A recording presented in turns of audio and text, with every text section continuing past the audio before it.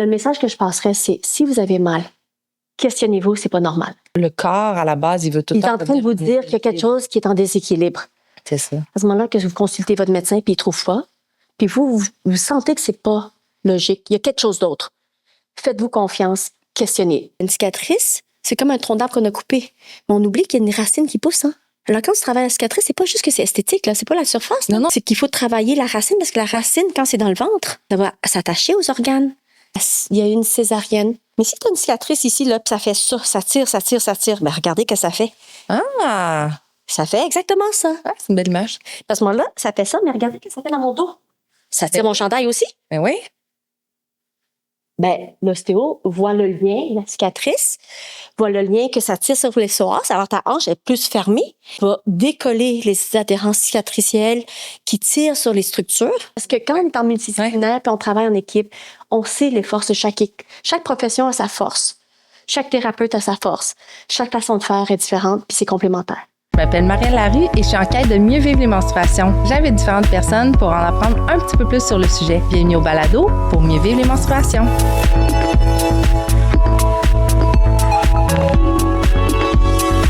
Allô, Bao, comment ça va? Salut, ça va bien? Oui. Hey, veux-tu commencer par te présenter, nous dire qui tu es, qu'est-ce que tu fais comme profession, où tu travailles? Mon nom, c'est Bao Tran Nguyen. Je suis ergo de base, puis là, j'ai fait ma formation en ostéo après 20 ans d'ergo. Puis, présentement, je suis en train de finir une formation en neurodéveloppement. OK. Ouais. Tout ça parce que ça l'a amené à la gestion de la douleur chronique. J'avais des clients qui avaient des douleurs chroniques, puis ma spécialité, c'est de voir comment décoincer, débloquer, aider, mais quand ça tient pas, c'est quoi la solution? Alors, c'est de voir la personne dans son entièreté. Alors, l'ostéo me permet d'aller chercher des outils qui accompagnent la personne dans son mieux-être, mais en prévention. C'est ça, parce que dans le fond, tu travailles chez Pelvis Santé, puis chez Pelvis Santé, là, la vision, c'est vraiment comme holistique. Là. C'est ça que j'aime en université, Ouais. Tania. Moi, je travaille à Pelvis Santé depuis le début de Pelvis Santé. Alors, oui. La vision du soin de la femme, ouais. de la famille, du bien-être est essentielle. Ouais, c'est ça, oui. Puis à ce moment-là, l'ostéopathie fait partie pour moi, c'est une composante dans une équipe multidisciplinaire. Chaque personne en a sa spécialité. Ouais. Puis l'ostéopathie, c'est pour moi l'outil qui remet le système en équilibre. Bien, là, c'est ça, là, parce que c'est pour beaucoup de personnes, dont moi, là, c'est un peu nébuleux. C'est quoi l'ostéopathie?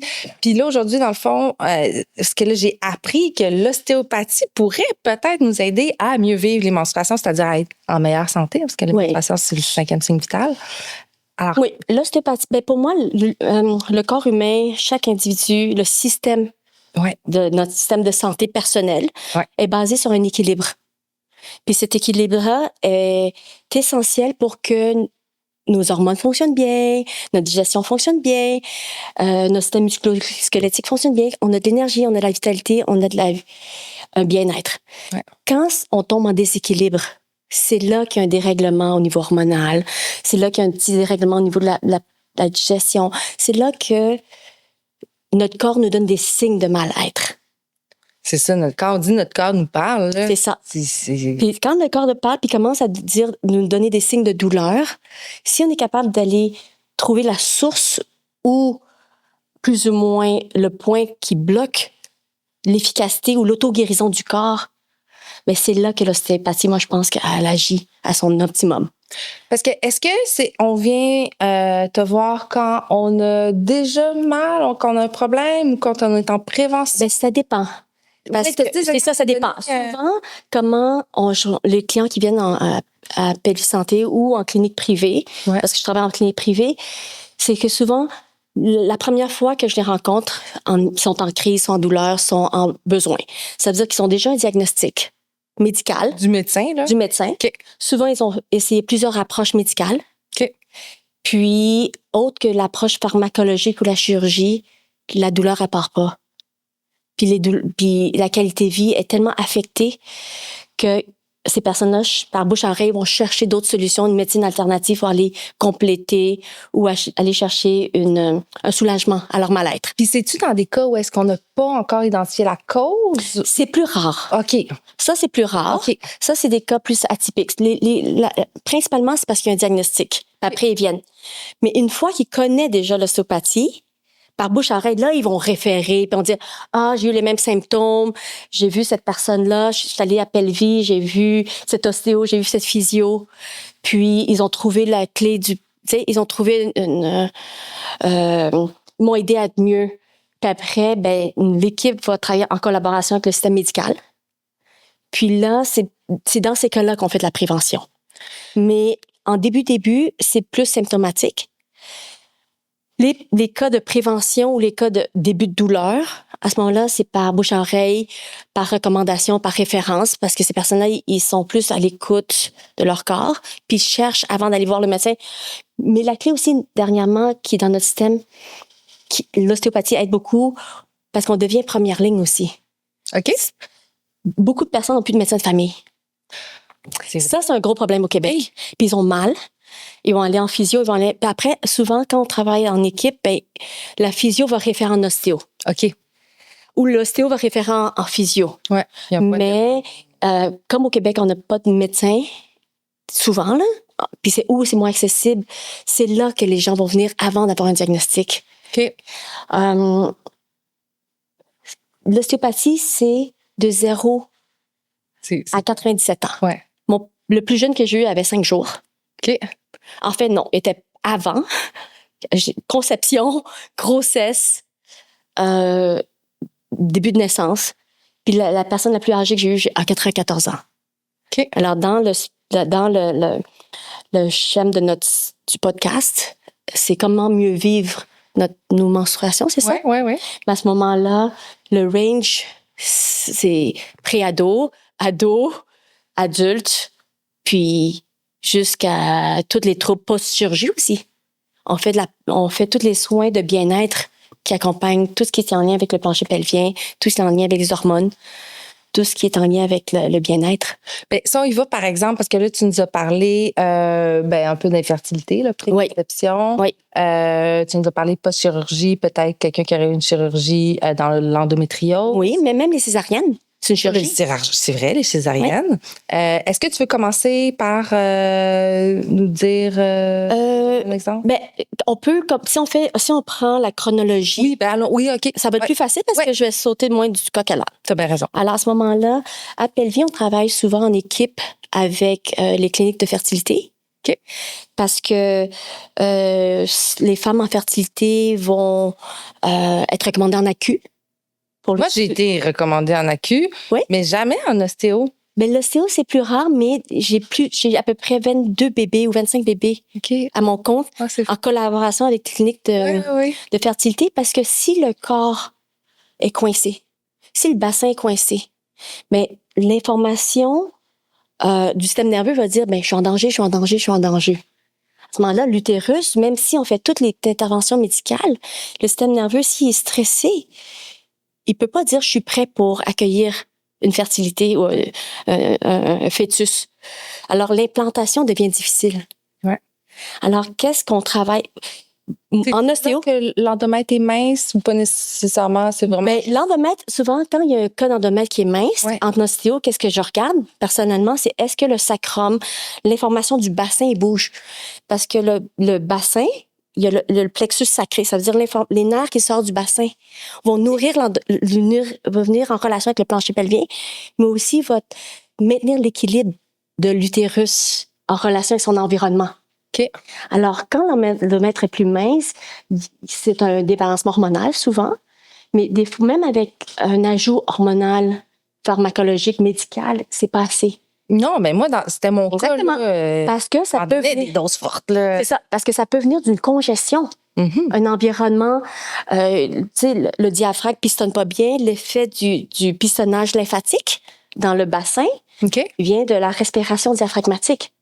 Mais si tu n'arrives pas à respirer jusqu'à ton plancher pelvien, à ce moment-là, tu pistonnes pas. Mm-hmm. Alors, le plancher pelvien qui est le plus loin du retour lymphatique, il y a comme une accumulation d'éléments inflammatoires. Alors, l'utérus est constamment baigné dans des toxines. Mais ça tue, parce que là, Puis là, à ce moment, c'est sûr qu'il peut pas se vidanger. C'est sûr qu'il peut pas avoir la qualité tissulaire nécessaire pour puis là, mais ce que avoir tu les personnes dis, nécessaires. ça me fait penser à l'endométriose. Parce que moi, dans le fond, dans mon cas, j'avais l'endomètre mince. Oui. Malgré toutes les doses qu'ils me donnaient, finalement, ils m'ont découvert un hydrosalpinx. Ils m'ont opéré pour l'hydrosalpinx pour m'enlever une trompe. Oui. Mais en opérant, ils ont enlevé plein de lésions d'endométriose qu'ils avaient jamais vues. Tu sais, il n'y a jamais été question d'endométriose avant. On n'a jamais détecté ça. C'est ça. Non, c'est ça. Puis ce que tu me dis, ça fait full de sens. Mais pour moi, il n'y a pas de données probantes médicales. Mais cliniquement, c'est logique. Oui. C'est logique parce que le système est fait pour pouvoir se nettoyer, se régénérer naturellement. Si le corps ne fait pas son travail, qui le garde dans une condition optimale, il y a quelque chose qui l'empêche. Ouais. Puis le quelque chose peut être de source très mécanique. Ça veut dire, à un moment donné, tu faisais par exemple, du patin à glace quand tu étais plus jeune. Puis tu es tombé souvent sur tes fesses. À ce moment-là, nous, on appelle ça, l'os va se densifier pour protéger toute la structure. Mais quand il se densifie, il y a moins de mouvement, il y a moins de mobilité. À ce moment-là, il va y avoir, quand on vieillit, il y a plus de charge, on prend plus de masse, il va y avoir un ralentissement d'un système de pompe qui va faire le nettoyage de l'environnement. Il y a plus de facteurs de stress, il y a plus d'hormones de stress. Ces petits déséquilibres-là, un petit, qui est non significatif si tu le prends individuellement, mais si tu le mets tout ensemble, ça l'empêche le corps de bien performer. Alors, les cellules endométriques, c'est parce qu'il y a une accumulation de cellules qui ne devraient pas être là. C'est ça. Puis, à ce moment-là, il y a un blocage. Qu'est-ce qu'on fait en ostéo? C'est qu'on ne peut pas enlever les cellules. Non, mais on active la pompe. C'est ça, parce que dans le fond, c'est le corps qui les absorbe. Puis là, on veut que ce travail-là, il se fasse plus vite. Qu'il se fasse de façon optimale. OK, oui, t'as raison. Il y a une différence entre vite et optimal. Optimal, puis qui correspond aux besoins physiologiques. OK, ouais. C'est que la physiologie est atteinte. Le corps n'a pas la capacité de faire ce que lui est programmé pour faire. OK. On est fondamentalement programmé pour survivre et bien vivre. Oui. Ça, c'est fondamental. Quand le corps n'est plus capable de le faire, c'est là que il va nous donner plein d'indices avant. C'est là que si on est capable d'aller agir à ces niveaux-là, au début, quand c'est très léger, c'est peut-être juste l'alimentation, l'activation physique. Ouais. Tu vas courir, tu fais de l'exercice, le pistonnage se fait, puis après, ça se vidange, tu vas mieux. Tu changes ton alimentation, il y a moins de sucre parce que ça cause l'inflammation. Ton système reprend sa charge, ça va mieux. Tu es intolérant aux produits laitiers, tu le sais pas, ça crée de l'inflammation sous-jacente. On détecte ça.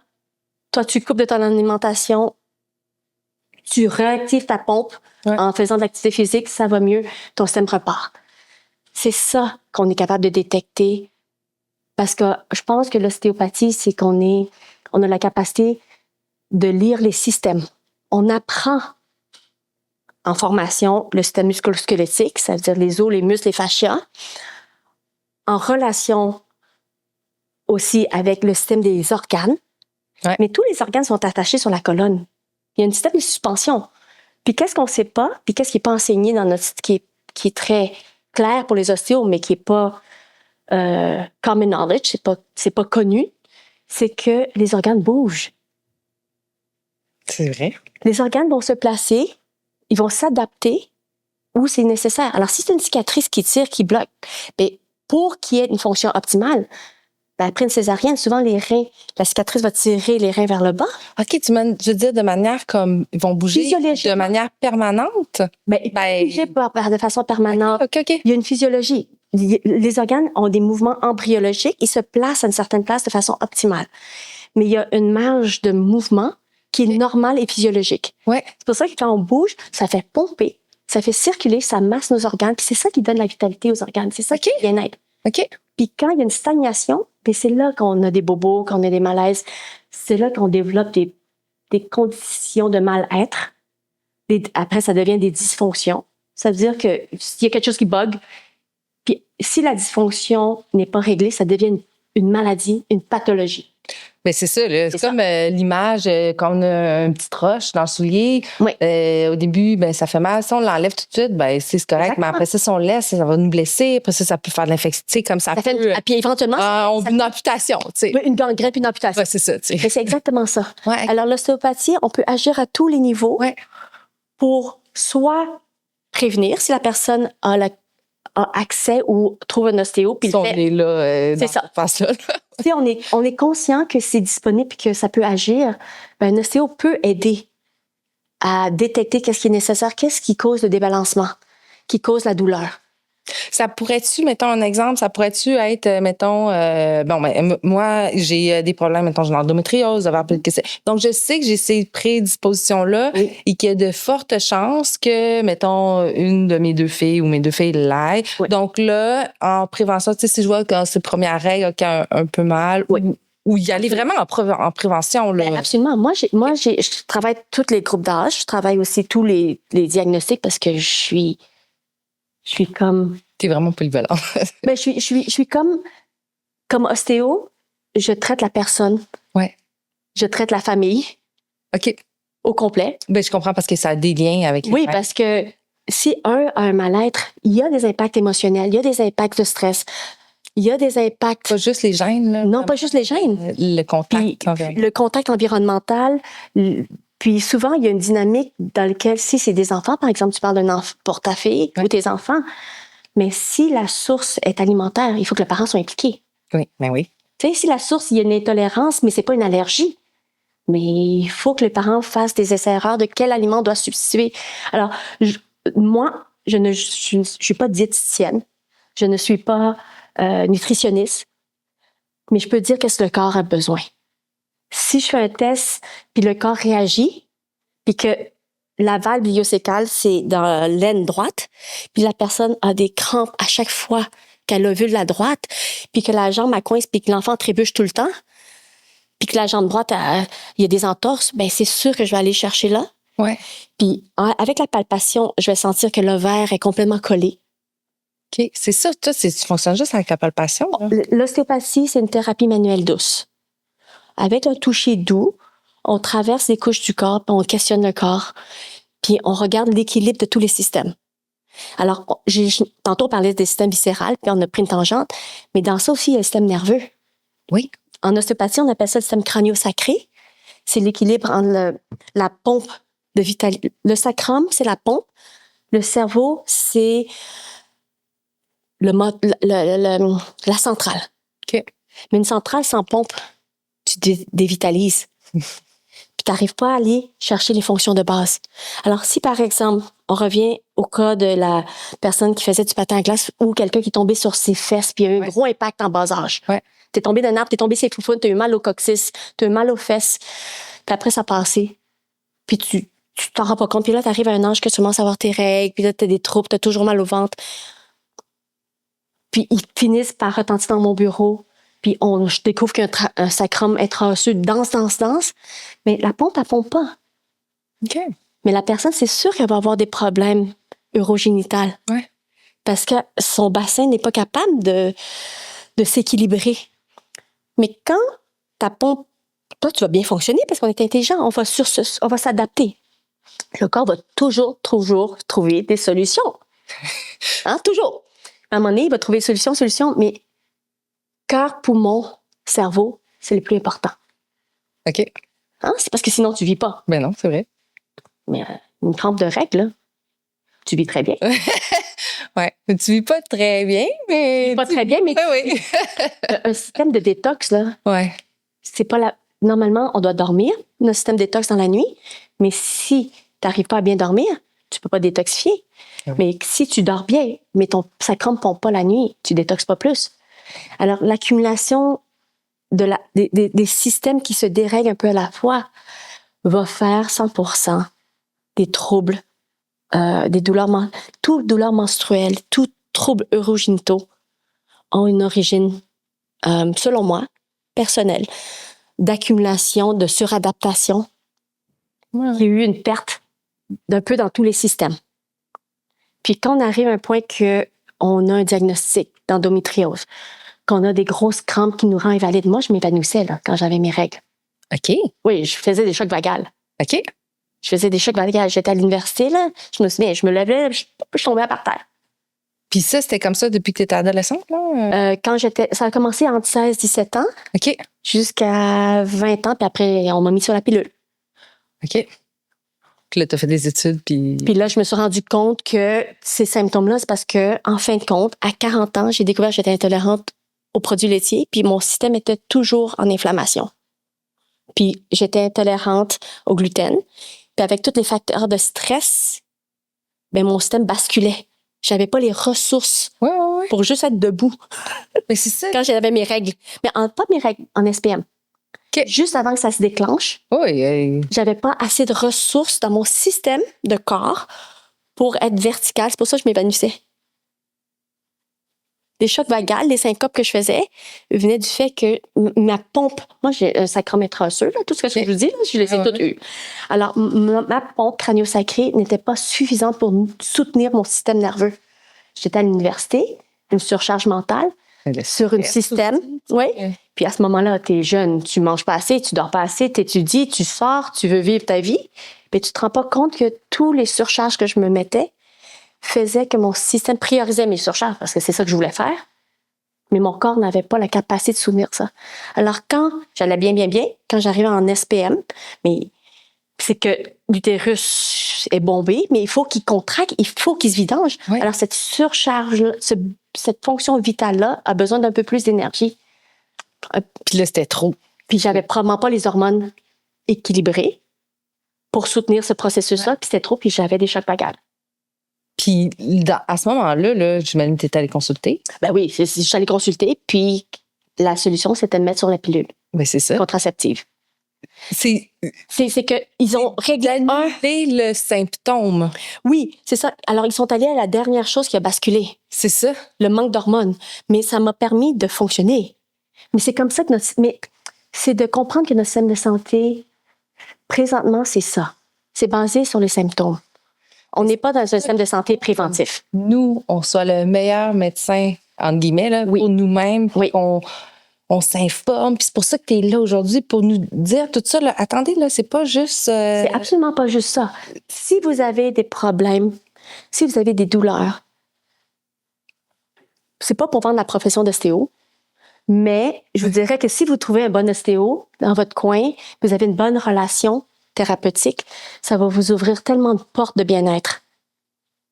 Parce que c'est tellement simple parfois, la solution, mais si on n'est pas éduqué que c'est si simple, on peut pas faire les changements nécessaires pour que notre corps puisse être mieux. C'est notre système de santé est basé sur la pilule magique. C'est ça, comme tu l'as dit tantôt, c'est basé comme tout sur les symptômes. Fait qu'on va juste traiter les symptômes au lieu de prendre plus, d'investir, en fait. Le temps d'investir, c'est quoi la vraie source? Plus de temps. Oui. Parce qu'on dépenserait pas plus de temps si on dit que le temps, c'est l'argent. C'est qu'à la base, on économiserait du temps, de l'argent. Oui. Mais fondamentalement, qu'est-ce que je trouve aussi, c'est que c'est pas tout le monde qui sont prêts. Mais c'est d'entendre. Mais c'est ça, là. C'est pas tout le monde qui sont prêts d'entendre que j'ai un pouvoir dessus. C'est plus facile de mettre le pouvoir au médecin, de le remettre son pouvoir à quelqu'un d'autre, puis que l'autre personne nous trouve la solution. C'est ça. Alors, à ce moment-là, si moi, je dis à une famille, ben, il y a tellement d'inflammation, pouvez-vous essayer de voir si, quand je pèse puis je questionne le corps, puis ça dit que c'est dans la valve, puis ça tire, puis c'est là, c'est là qu'on digère les protéines de lait, par exemple. OK. Puis je parle, puis c'est enflé, puis je pèse sur la valve exacte, puis la personne sursaute, là. Ça peut pas être plus clair. OK. Puis après, je peux leur dire. Puis la première réaction, c'est « oui, mais... » C'est tellement ça. Mais qu'est-ce que je vais manger? Tu sais, parce qu'on est éduqué à dire qu'il faut manger du lait pour le calcium. On est éduqué à dire qu'il faut beaucoup de protéines, de yogourt, non. Mais on peut trouver, c'est de trouver l'équilibre. C'est de savoir qu'il existe d'autres alternatives, mais quand tu le sais pas, exactement, tu la vois pas, la solution. Ouais, c'est ça. Tu peux pas savoir. Puis alors, moi, je vous dirais, l'ostéopathie, si on revient à la base, Ouais. c'est que ça peut être en prévention. On parle beaucoup de prévention. Ça peut être durant. Mais ça, c'est juste pour les personnes qui ont déjà consulté un ostéopathe, qui vont avoir le réflexe, ou les personnes qui auront écouté le podcast vont dire, ah oui, OK, Mais je peut-être disais que ça. ça ferait du, tu sais. Je vais l'essayer. C'est ça. Sinon, c'est que, en fait, le message que je passerais, c'est si vous avez mal, questionnez-vous, c'est pas normal. C'est ça. Parce que le corps, à la base, il veut tout le Il est temps. en train de vous dire qu'il y a quelque chose qui est en déséquilibre. C'est ça. À ce moment-là, que vous consultez votre médecin puis il trouve pas, puis vous sentez que c'est pas logique, il y a quelque chose d'autre. Faites-vous confiance, questionnez.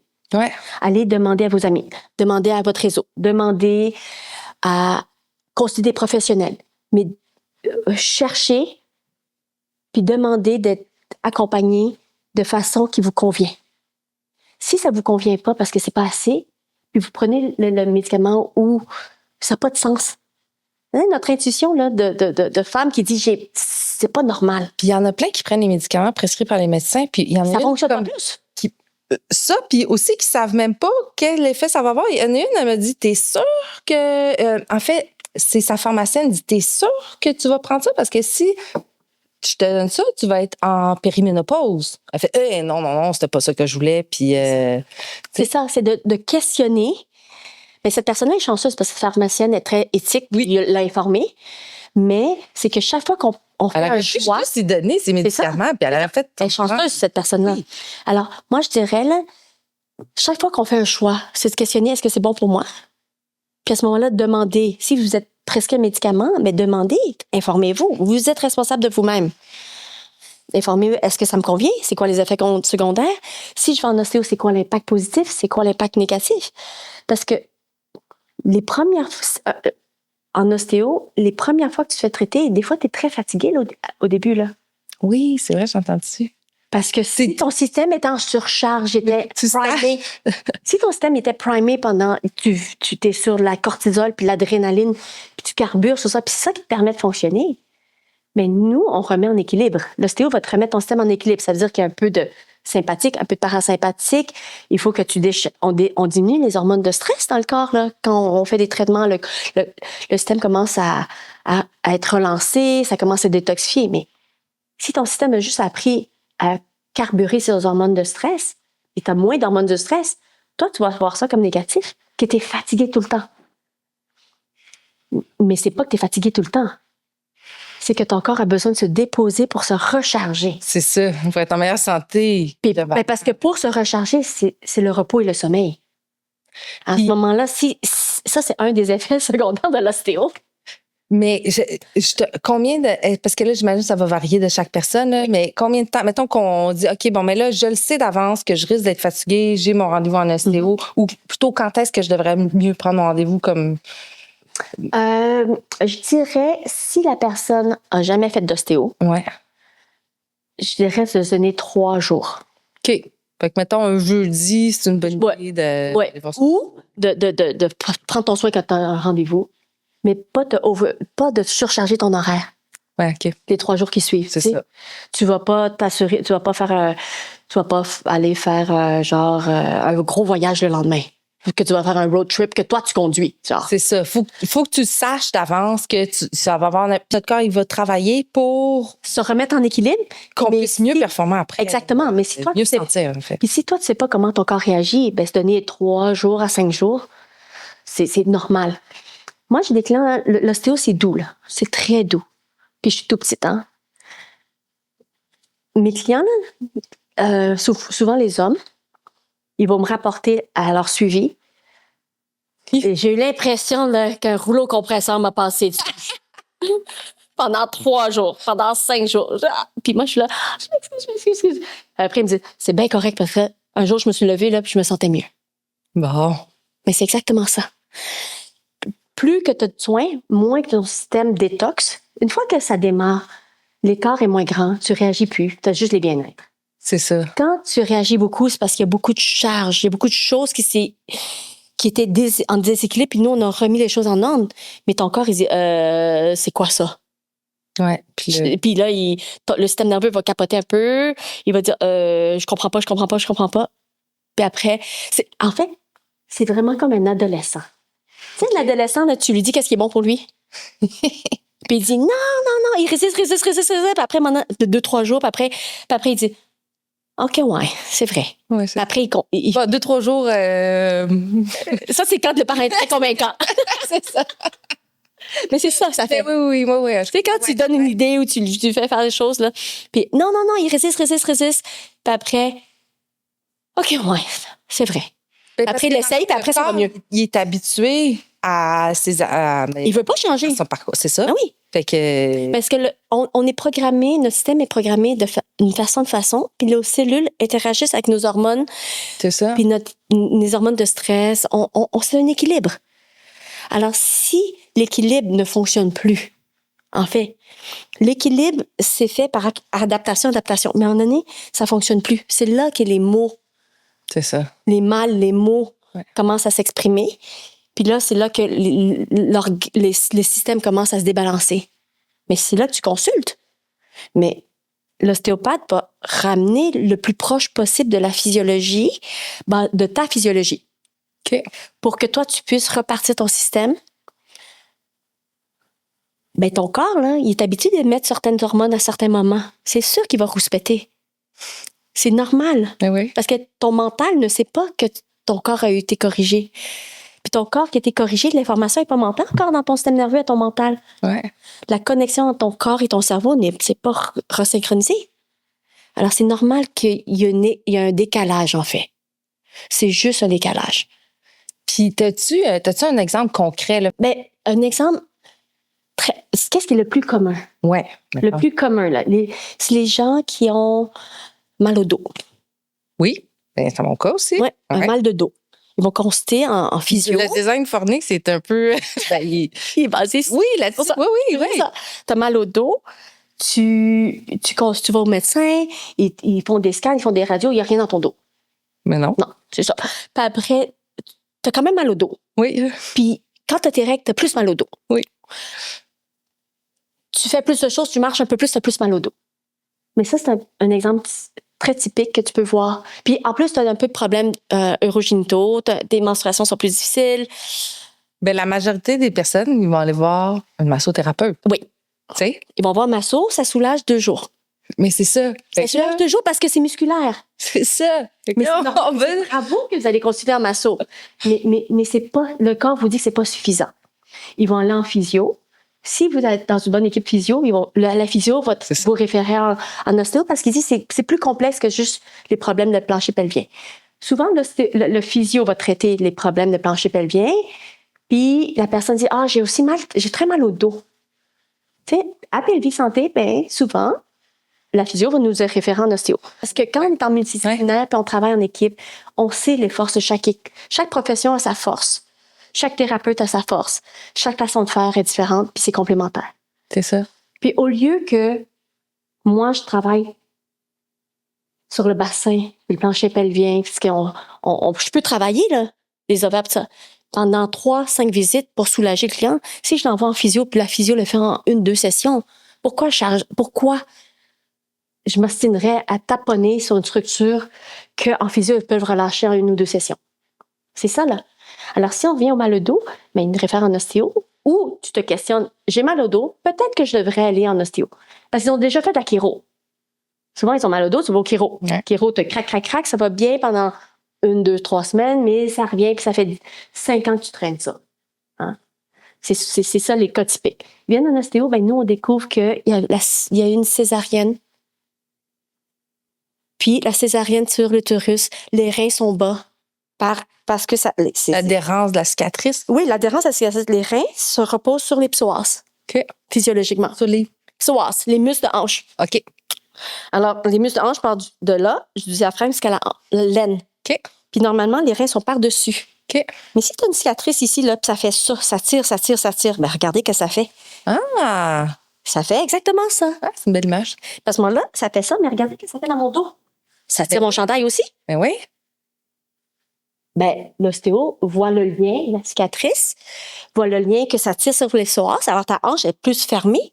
Ils vont travailler les psoas pour dégager cet aspect-là pour que ça arrête de tirer dans ton dos. OK. Va t'aider à remonter ton rein. si c'est nécessaire, va décoller les adhérences cicatricielles qui tirent sur les structures. Ben, une césarienne, l'utérus a une attache au nombril. Oui. Qui s'attache au foie. Ça, c'est des ligaments embryologiques. Le bébé, dans le ventre, utilise ces veines, ces structures-là pour être nourri.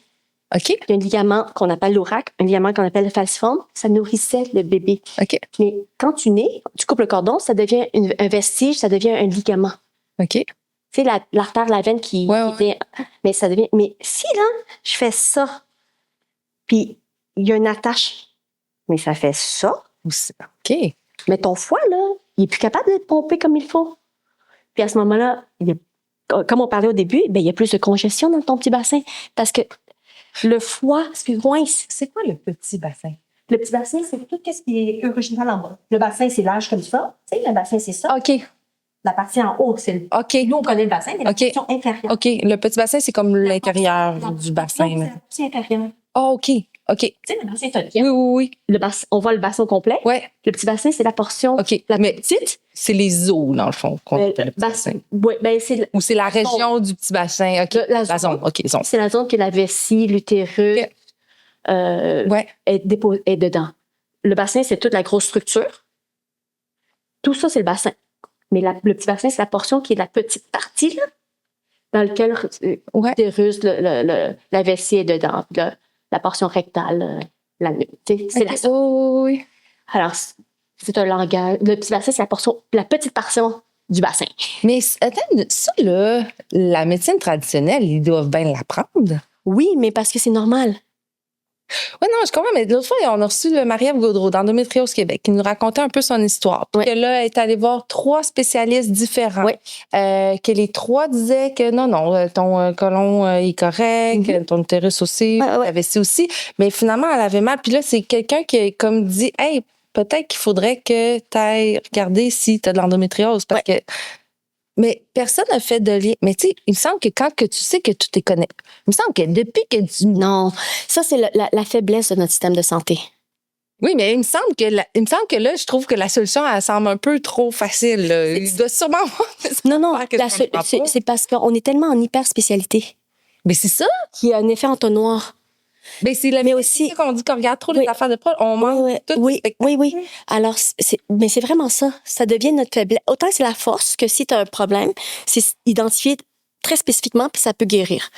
Autant que ça devient un problème parce qu'on n'est pas capable de voir global pour voir en prévention ou voir l'interaction des choses. Bon, fait que c'est à nous d'abord. C'est à nous, là, en Absolument. tant qu'individus, là, on fait De se questionner. liens, puis c'est ça. Mais c'est à nous de se questionner. C'est ça. C'est à nous d'aller chercher l'information pour comprendre notre corps. C'est ça. Parce Puis- qu'on est toutes différentes, là. C'est ça. C'est ça. C'est à nous, chaque individu a la responsabilité de prendre soin de son corps. Exactement. C'est ça. Puis fait quelques fois je le dis, là, mais il y a une différence entre responsabilisation et culpabilisation. Oui, absolument. C'est comme responsabilisation. Mais tu peux pas te... La culpabilité, c'est très... Je veux pas aller dans le... C'est très judéo-chrétien. Hein? Ouais. C'est très culturel. Mais tu peux pas te culpabiliser si tu sais pas. C'est vrai. Si tu Mais sais c'est pas que ça existe, ça.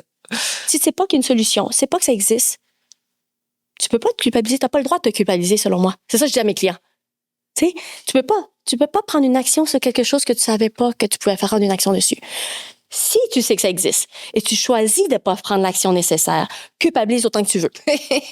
Moi, je vais te chicaner même. Tu sais, si t'es ma cliente. Mais oui. Mais si tu ne sais pas, c'est que tu es chanceuse bravo d'avoir questionné, cherché, trouvé la solution ou trouvé la possibilité. C'est ça. Pas la solution.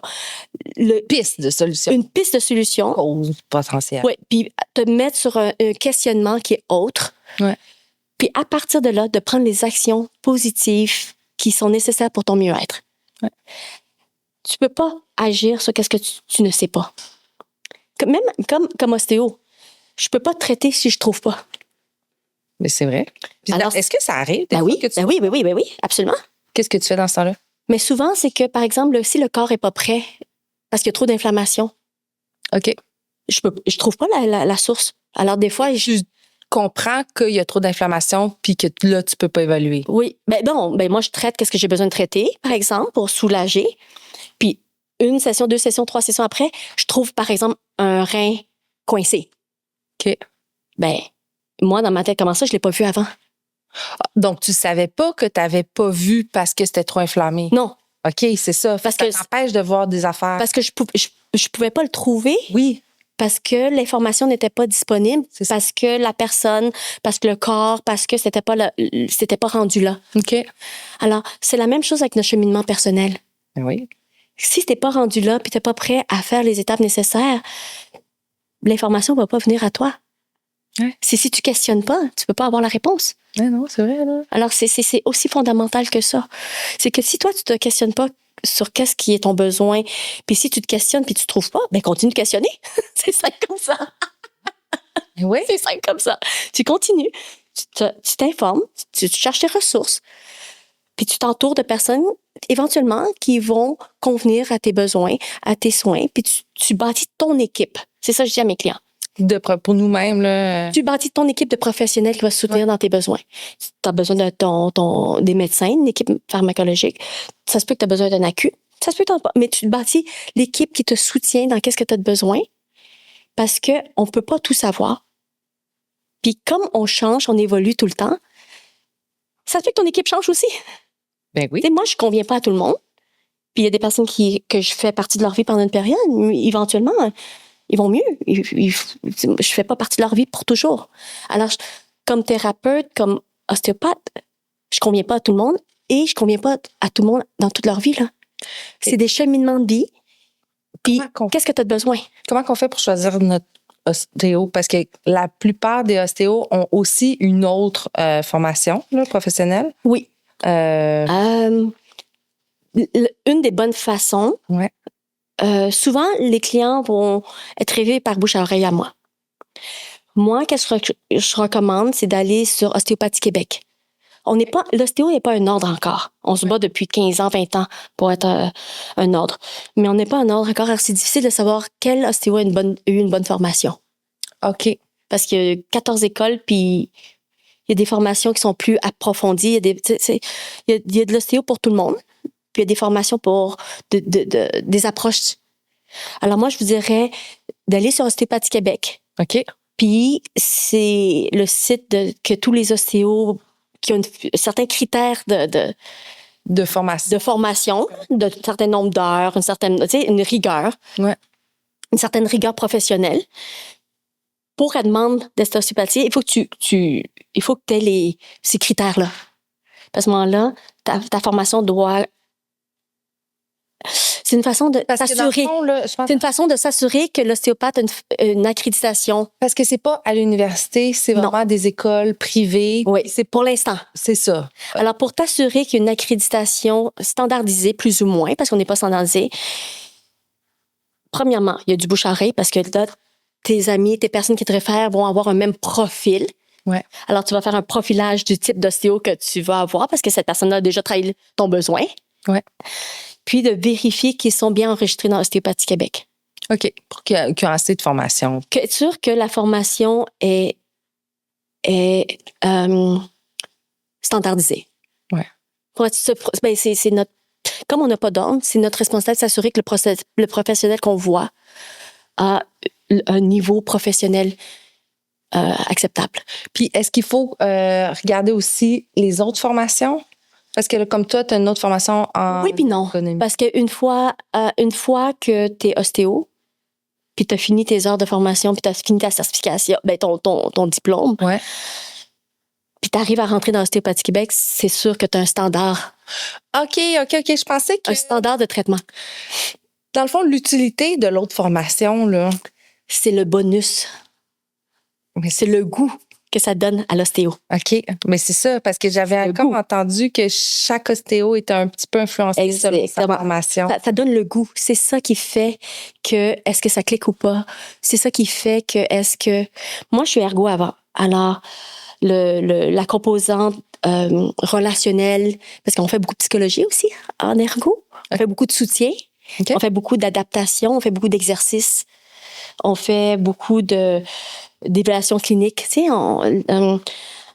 d'évaluer c'est quoi la source du problème, là. Ouais. Les ergots, on est très fort dans ça. Puis d'adapter, puis de comment... Est-ce que ça prend ça, cette force-là pour être ostéo aussi, là? Oui, mais souvent, beaucoup d'ostéos sont physio, beaucoup sont thérapeutes sportifs, beaucoup sont... Mais il y a plein de formations autres. OK. Puis il y a même maintenant, des ostéos qui sont formés avec un programme privé, mais tu sors du cégep.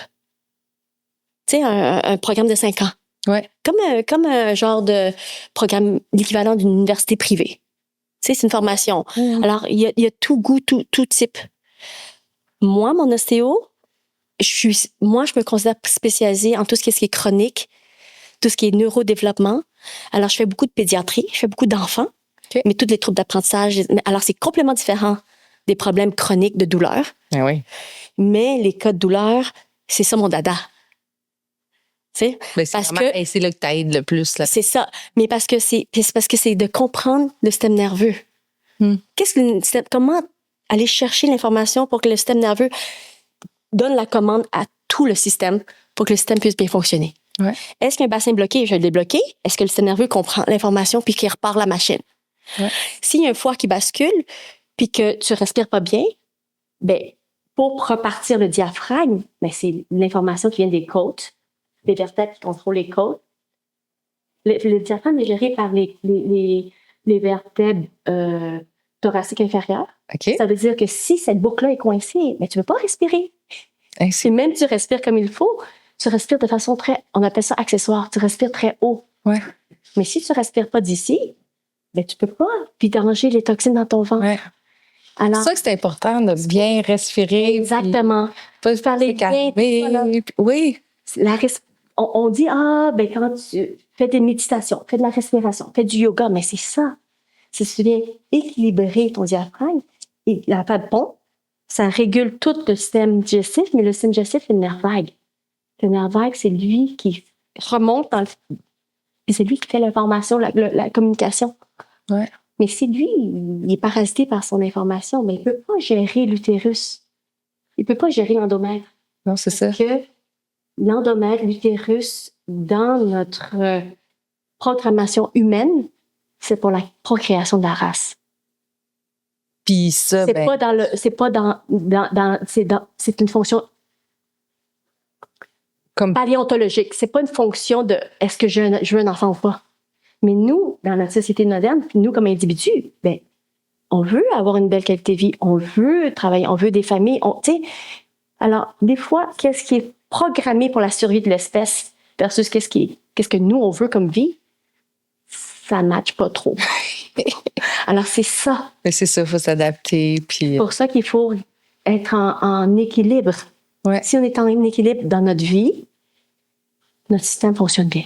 Mais ça fait tout du sens, là, ce que tu nous as dit, parce que, tu sais, même les ovaires polykystiques, c'est un débalancement hormonal. Oui. Tout revient un peu à ça. À cet équilibre-là qui a été perdu quelque part dans le temps.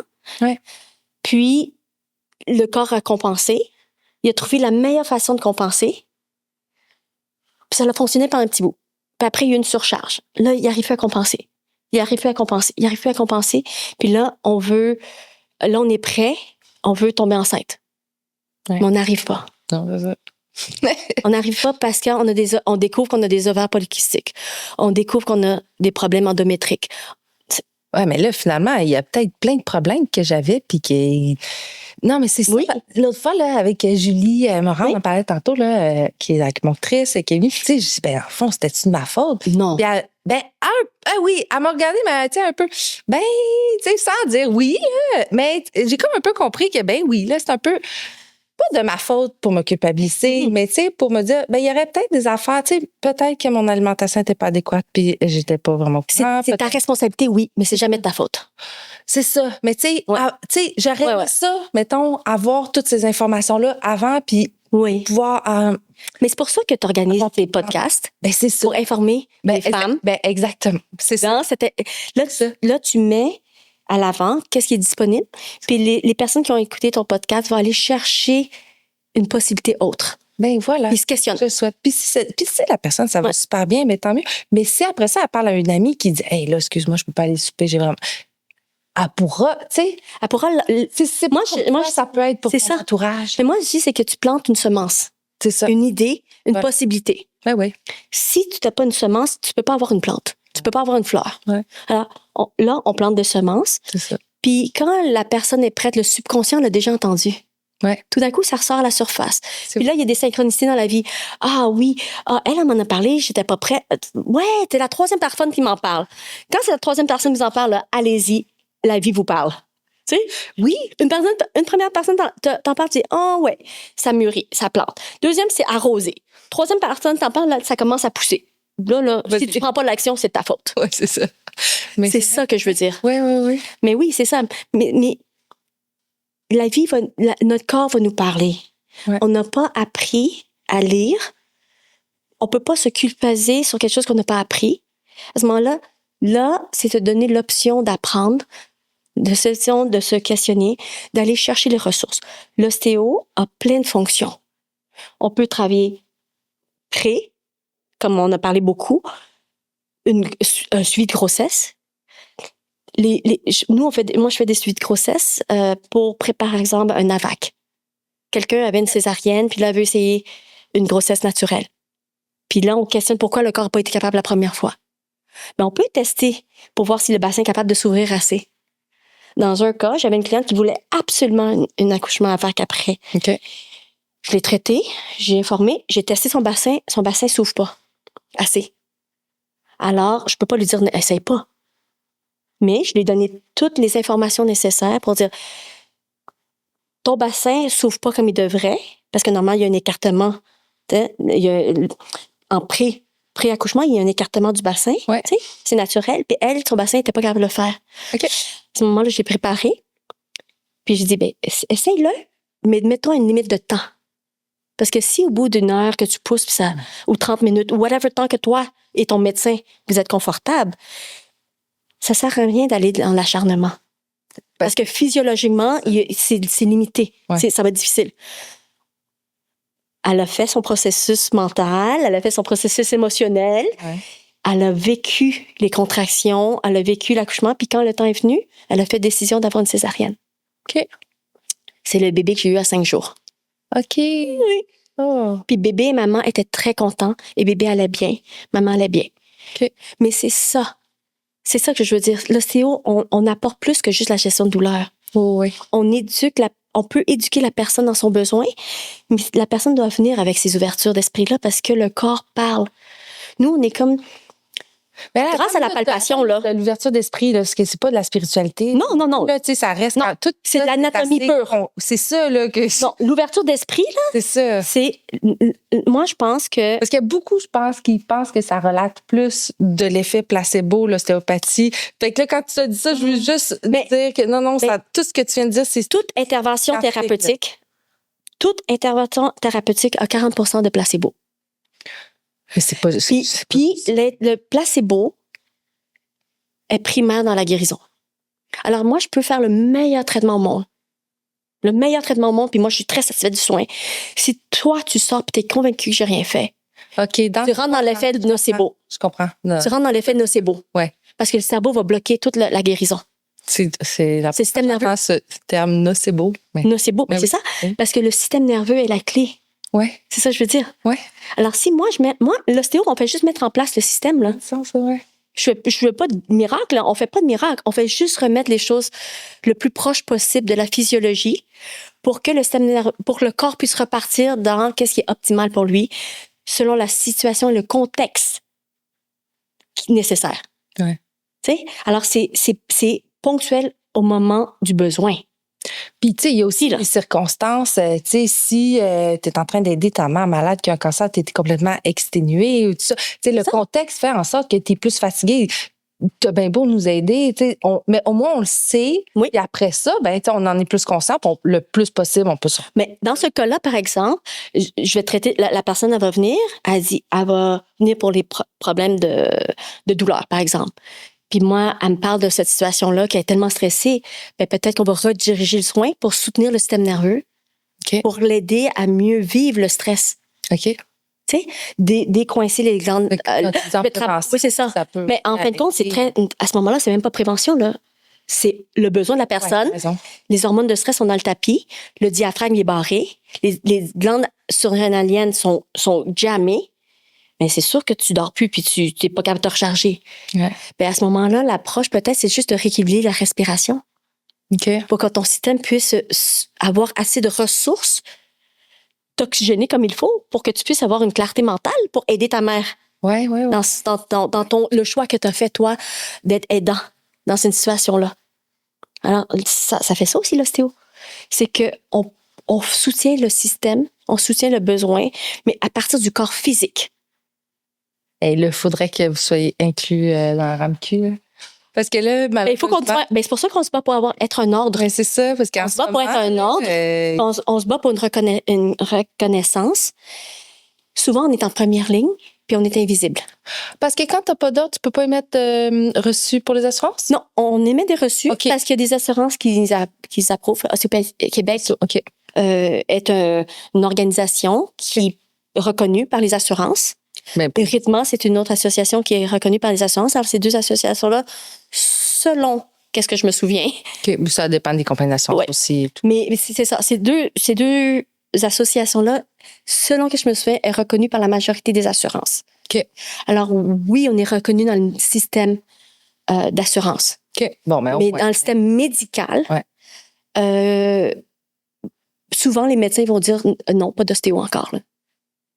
Sauf ceux qui ont déjà essayé l'ostéo. Les médecins disent ne va pas voir l'ostéo? Mais mon client, pas? J'ai des clients qui vont venir me voir et ils disent je peux pas en parler à mon médecin. Parce que le médecin est fermé d'esprit. Ce médecin-là est fermé d'esprit. OK. Alors, mais moi, j'ai plein de médecins qui me réfèrent. Quand je te dis qu'il y a des préjugés, là, C'est ça. c'est pas juste de la population non éduquée. Là. Oui, il y en a dans tous les niveaux, mais mais pour moi, c'est normal. Parce que c'est un manque d'éducation. Ouais. Parce que j'ai plein de médecins aussi qui nous réfèrent. On a des cliniques de fertilité qui nous réfèrent. C'est une question d'ego aussi. Tu sais, comme quand tu as passé tant d'années à étudier dans ta spécialité. C'est pour ça que j'amène ce sujet-là. Peut-être, on sait pas. C'est pour ça que j'amène ce sujet-là, parce que quand quelqu'un te dit ça n'a pas de sens, puis toi, tu sais que ça te fait du bien, questionne, puis continue de chercher. Ouais, Juste parce que le médecin, souvent, les personnes plus âgées, leurs médecins sont comme une figure d'autorité. Là. Tu sais, les jeunes, on est moins ça. Mais une génération plus vieille, là, ils n'osent pas aller à l'encontre du médecin. Tu sais? Mais moi, j'ai une cliente là, qui avait un zonant, 7 crises de zonant dans le visage. Là, pendant 7 ans, elle avait des chocs électriques aux heures. Elle a eu des chocs, elle a eu la clinique de douleur, elle a tout eu. Cette cliente-là, avec l'ostéopathie, les traitements crâniens, changement, gestion, réapprendre à gérer à rééduquer son système à la gestion de douleur. On a réussi à contrôler ses crises de choc électrique là, de 8, là, invalidante, qu'elle a arrêté de faire des voyages. Tu sais, plus sortir de la maison parce qu'elle avait comme des migraines Ah ouais, des yeux là, qui c'est pulsent, terrible. Là. À 1 à 2 crises par jour seulement, à 1 à 2 crises par semaine. Ça a pris 2 ans et demi. Quand même. Puis elle avait pas, ça fait 7 ans. Mais c'est ça, les douleurs chroniques. Mais tout est possible. Il faut juste que... Il faut aller chercher, reprogrammer. L'ostéo doit travailler en équipe avec la personne. C'est sûr que ces cas-là, ça a duré longtemps. Parce que c'était pas une question de je consulte pour une douleur puis je pars. Tu sais, c'est un investissement pour une qualité de vie. Puis cette clientèle l'a fait, puis elle a repris sa vie. Pas tous les ostéos font ça, comme pas tout le monde fait tout, mais c'est possible. Oui, mais tu le demandes. Donc, c'est ça. Avant. Puis c'est aussi, c'est quoi votre objectif? Parce que j'ai beaucoup de personnes qui viennent parce qu'ils ont très mal, puis après, la minute que la crise est passée, ils font aucun suivi, puis ils retournent dans leur vieille pantoufle. OK. Alors que c'est pas ça. À ce moment-là, la source qu'on vient de débloquer, on n'a jamais adressé la source. À ce moment-là, ces clients-là, ben, ils viennent de façon 6 mois, 3 mois. Tu sais, mais souvent, ils finissent par plus être mes clients. Parce que c'est pas ça l'approche que moi j'ai. Mais il y a des ostéos qui vont faire des urgences. Tu sais, on a de tout pour tout le monde. Ouais. Dans le monde sportif, t'as pas besoin de travailler chronique comme moi. OK. Alors, un sportif va profiter dans mon programme ou dans mon approche thérapeutique. Ouais. Alors, c'est pour ça que c'est important de questionner. Oui, c'est ça. C'est important d'essayer. Avant de prendre rendez-vous ou lors de la première rencontre? Ben, moi, je dirais, c'est quand tu prends tu bouche à oreille, tu fais ton investigation. Puis souvent, les ostéos, moi, je donne les nouveaux clients, je leur demande de m'appeler parce que il faut que je cherche un peu c'est quoi, comment je peux, est-ce que je conviens à votre besoin? OK. Fait que toi, tu le fais d'abord. Moi, je le fais d'emblée parce que ma pratique, ça fait longtemps que je l'ai. Alors, je connais mes expertises, je connais qui je peux aider et comment je peux aider. Alors, souvent, quand quelqu'un m'appelle par référence, je vais pas nécessairement faire un profilage, mais c'est un peu un profilage pour voir est-ce que moi, je suis capable, est-ce que je suis la bonne personne pour vous? Ouais. Si je juge que je suis pas la bonne personne, je vais référer à notre ostéo qui va matcher ça. Ouais. Ou je vais dire, dans votre cas, je vous recommanderais d'aller voir en chiro pour ça. Puis après, revenez voir, tu sais, ou aller en physio, puis aller faire ça. Ou aller faire ça, vérifier avec votre médecin ça. Puis je vais vous mettre dans ma liste d'attente dans 3 mois, 6 mois, je vais vous voir. Ben, c'est ça qu'on aime, les professionnels comme toi, qui font pas juste garder le patient, mais qui pensent vraiment au bien-être du patient, puis qui disent, si moi, tu sais, on en veut plus des comme ça. Mais moi, je pense qu'on est pas mal beaucoup comme ça. Ben, tant mieux. Moi, je pense que les ostéos, on est pas mal comme ça, parce que c'est la vision. C'est la façon de. C'est le concept, c'est ça. C'est holistique. Concept même. Alors, c'est le bien-être, c'est de remettre le système en équilibre, puis on peut pas tout faire. Non. Tu sais, on peut pas tout faire nécessairement. Puis la personne, si elle a besoin de manipulation de bassin, puis nous, on manipule pas les bassins, je peux taponner un bassin pendant 10 séances, là. 1 séance, 2 séances de chiro, là. Même moi-même, je consulte des, tu sais, en physio, parce que quand j'ai mal au niveau de la vertèbre, puis que je sais que j'ai fait un faux mouvement, parce que j'ai peinturé trop longtemps, puis j'avais le bras en l'air, mais c'est sûr que je vais voir un chiro. Ouais. Tu sais, parce que le chiro va m'arranger ça. Je vais me traiter moi-même, puis je vais aller voir un chiro parce que la chiro, en 2-3 sessions, va être capable de remettre ma colonne, mes côtes, tu sais, ma structure osseuse en place. Si, par exemple, je suspecte que j'ai un lichen parce que j'ai des hémangiaisons, je vois mon médecin, je suis déjà sur les hormones, mais j'ai encore un problème, mais je vais aller en physio-périnéale. Ouais. Tu sais, c'est parce que je peux pas me traiter ça. Tu sais. Alors, c'est pour ça que je reviens toujours à dire, oui, consultez en ostéo, consultez en physio, mais questionnez-vous pour pouvoir aller chercher l'outil ou l'équipe qui vous entoure. Mais est-ce que, avec notre conversation, est-ce que comme l'ostéo, ce serait un peu là, tu vas pas aimer ma conversation. Un peu le médecin généraliste, dans le sens qu'il va vraiment avoir une Pas tout le monde. vision holistique. Moi, je pense... Versus, si je compare, mettons, aux professions acupunctrice, kinésio. Mais moi, je travaille avec des très bonnes accus comme Julie Morin, tu sais. Oui. Puis elle va faire la même chose. Hein. Oui, ben c'est ça. C'est pour ça que. Alors moi, je pense qu'il y a un profilage de thérapeute. Ouais. OK, fait que ça dépend, dans le fond. Oui, ça dépend parce que j'ai des clients qui viennent à moi, puis je parle au téléphone, puis ils sont pas prêts à faire toutes ces démarches-là. Ils veulent un one-time deal parce qu'ils ont le bassin, ils sont fait mal au dos. Mais là, je vais les envoyer en chiro, physio, référer à notre ostéo qui va faire de l'urgence. Ouais. C'est pas tout le monde qui a les mêmes besoins. Alors, c'est à vous de déterminer c'est quoi votre besoin. Faire vos devoirs. Puis c'est ça. Mais je pense Puis la majorité des professionnels qui ont un certain niveau d'expérience, puis on arrive à un point qu'on est en surcharge professionnelle. Parce qu'il y a un manque. Ah, tu veux dire les ostéos? Les ostéos, les accus, les physios. Okay. Quand on arrive à un certain niveau d'expérience professionnelle. Ah, OK. Mais on fait référer par. Fait que... Oui, puis on est plein déjà, puis on a déjà bâti notre clientèle depuis longtemps. Ouais. Je pense qu'on arrive tout à ce processus-là.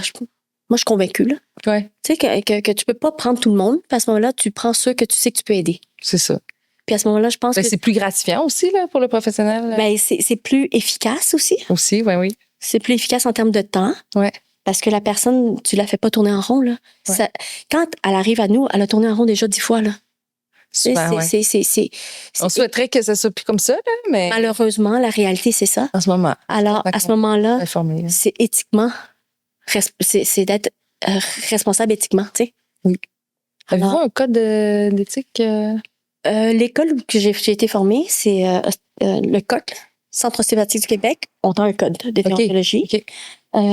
L'ordre des ostéos, mais Ostéopathie Québec. Oui. On a un code de déontologie maintenant. C'est ça aussi, là. Alors, on a de plus en plus on n'a pas un ordre, mais on est pas mal bien cadré. Oui. Mais je veux dire, on peut avoir confiance en la profession. Là. Oh, absolument. Mais la profession est jeune au Québec, mais ça fait longtemps qu'elle existe quand même, là, tu sais. Ouais. L'ostéopathie Québec était... Ben, c'est basé sur des principes. Ben, c'est américain, surprenamment. OK. Oui, c'était Sutherland, si je me souviens bien, en 1800 quelque. OK. C'était un ramancheur, en fait. C'était un ingénieur ramancheur médecin. OK. Bon, ben, mon Dieu, un petit cours d'histoire Ouais. sur le Puis après, lui, il a créé ça, il a ramanché sur les personnes, puis il a commencé à traiter. Puis de lui, c'est allé en Angleterre, c'est allé en France, en Europe. OK. Puis après, c'est revenu au Québec. OK. Oui. Puis ça, c'est... Ben ça, c'est l'ostéopathie que moi j'ai été formée dedans. OK. Alors, mes profs ont été formés par des profs français il y a une trentaine, quarantaine, dans les années 80, je pense. OK. OK. C'est quand l'ostéopathie Québec bourgeonnait, là. Ouais. Puis, il y avait aussi des ostéos américains qui venaient former mes profs. OK. L'ostéopathie Québec, aux États-Unis, est devenue médicale. Moins de 10% font de la thérapie manuelle. OK. C'est tellement une perte pour les gens là-bas. Ben, c'est drôle que Ouais. ça ait fait ce switch-là. Mais ça fait 30 ans, ça a fait le switch. OK. Puis, c'est une perte. Au Québec, on est chanceux parce que l'ostéopathie au Québec, on est formé dans notre cursus en musculo-squelettique. C'est très pariétal. On appelle ça pariétal, tout ce qui est osseux, structure, fascia. Mais on a la formation viscérale d'emblée dans notre programme, mais une poussée très forte crânio-sacrée. Ça veut dire système nerveux, crânien, les os, la relation avec le corps. OK. Puis les vertèbres, tu sais, le système au complet. En Europe, je pense en France, c'est pariétal seulement. C'est juste, ils font plus comme un peu qu'est-ce que les chiro ils font. Alors, tout ce qui est viscéral, c'est formé après, en post-gradué. OK. Alors, c'est ça que je remarque. Les ostéos qui viennent plus d'Europe, parce qu'il y en a aussi, mais ils font moins de viscéral parce que c'est pas d'emblée dans leur formation. OK. Ils sont très bons dans tout ce qui est pariétal. Ça veut dire que les gens de France vont venir se former ici?